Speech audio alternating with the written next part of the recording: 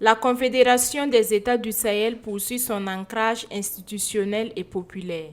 À Ouagadougou, la Commission nationale de la Confédération des États du Sahel a tenu le jeudi 13 novembre une conférence publique sous la présidence de Bassolma Bazié, président de la Commission nationale de la Confédération des États du Sahel.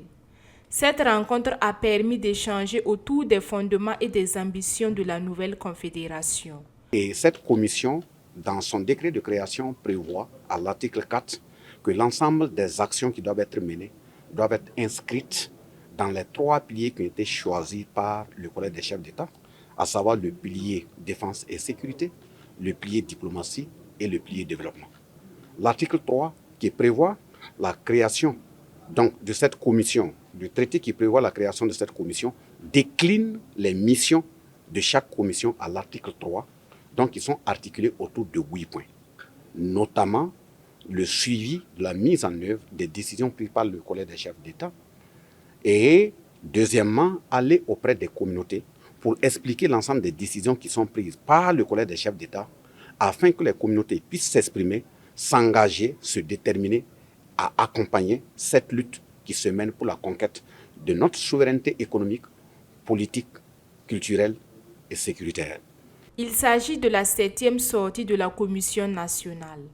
Après plusieurs rencontres tenues dans les régions, les activités se poursuivent et pour cela, il faudrait qu'on écoute les populations, qu'on dise dans quel cadre nous avons été mandatés au niveau de la Commission, quelles sont les missions de la Commission, quelle est la vision des 3 chefs d'État et donner la parole aux différentes communautés.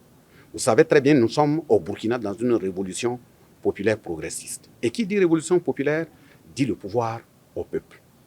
Dit également que le peuple doit être permanemment informé. Dit que le peuple doit être conscientisé et s'approprier de l'ensemble des décisions afin qu'il reste en veille et veiller sur la sécurité des chefs d'État, s'approprier de l'ensemble des décisions pour la mise en œuvre. Faire en sorte que dans toutes les articulations administratives, économiques, culturelles, sécuritaires, toutes les défaillances doivent être dénoncées.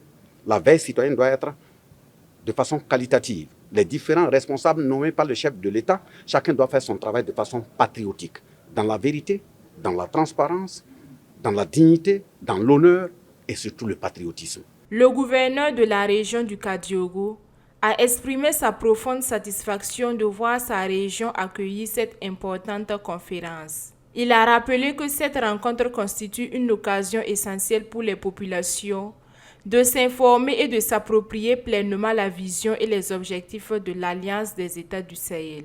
Il faut dire qu'à l'instar des autres régions qui ont déjà reçu le président, eh bien, c'est l'étape de la région du Kadiogo.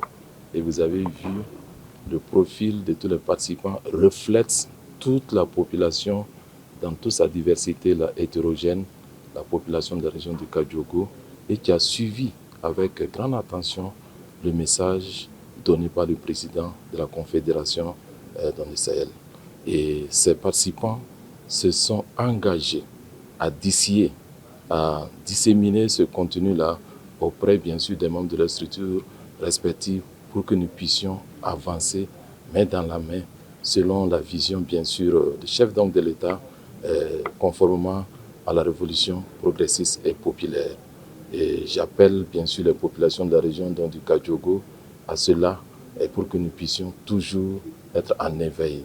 Parce que souvent l'ennemi est à côté et nous devons main dans la main travailler pour le bonheur des populations pour lesquelles nous avons été mandatés.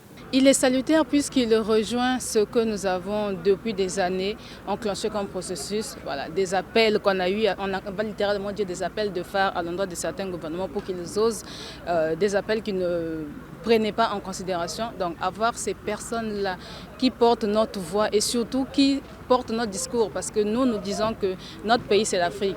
Le reste ce sont des régions, des terres africaines, et donc avoir cette liberté de circulation là qui manque beaucoup, qui fait que entre nous sommes rackettés et c'est une réalité qu'on a partout sur le continent, il faut le dire. Lorsqu'on fait même une expérience, vous vous baladez avec des leucodermes et arrivez à des postes de contrôle, vous verrez qu'ils sont traités avec plus d'égard que vous-même, les Africains. Et ça, l'idée même déjà d'avoir cette pièce d'identité biométrique AIS, c'est un pas en avant dans notre souveraineté globale et surtout dans cette perception haute de l'Africain par rapport à l'Africain. Pour rappel, l'Alliance des États du Sahel est née le 16 septembre 2023 à Bamako à travers la charte du Liptako Gourma signée par les chefs d'État du Mali, du Burkina Faso et du Niger. Le 6 juillet 2024 à Niamey, ses dirigeants ont franchi une nouvelle étape en procédant à la mise en place officielle de la Confédération des États du Sahel. Sobre Web TV, la Web TV au-delà de vos attentes.